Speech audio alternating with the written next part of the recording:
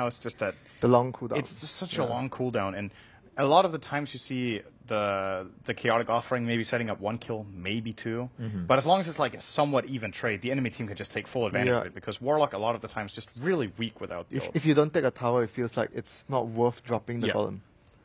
That's how I feel about it. Like, if once you drop the golem, you commit, you have to get an objective. If you don't get an objective, you must make sure you get a lot of kills, which sometimes doesn't happen. You drop it for a key kill on the carry, and you don't get an objective, it feels like it's not worth it at the end of the day.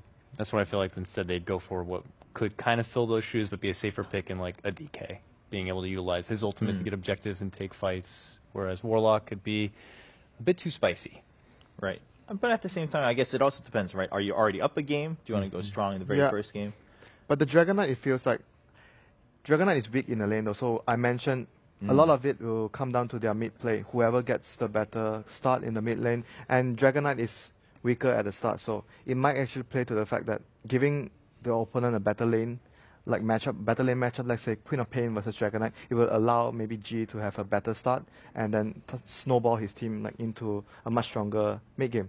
So I feel Dragon Knight has his merits, but at the same time he's weak. He's weaker, a lot weaker at the start in the lane. So there's still a negative part of the pick itself. Right. I mean, because you guys are mentioning, well, it's probably going to be an action-packed game anyway. At that point, in some ways, the lane phase could matter more, because whoever's going to be a little bit ahead can start just taking charge and taking initiative and causing those actions to happen, and the snowball could start rolling very early on for sure.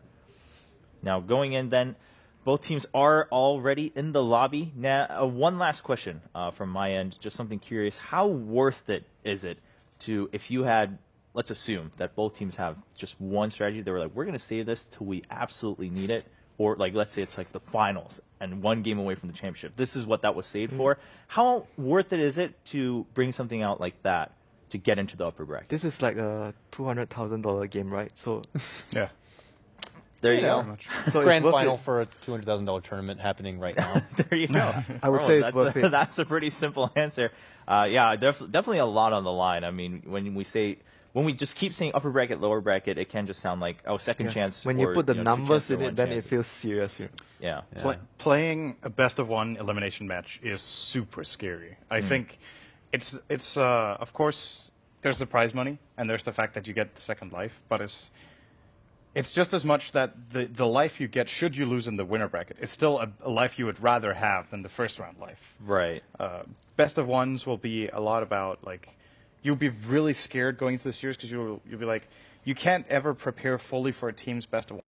Have like a crazy strat they've just saved and they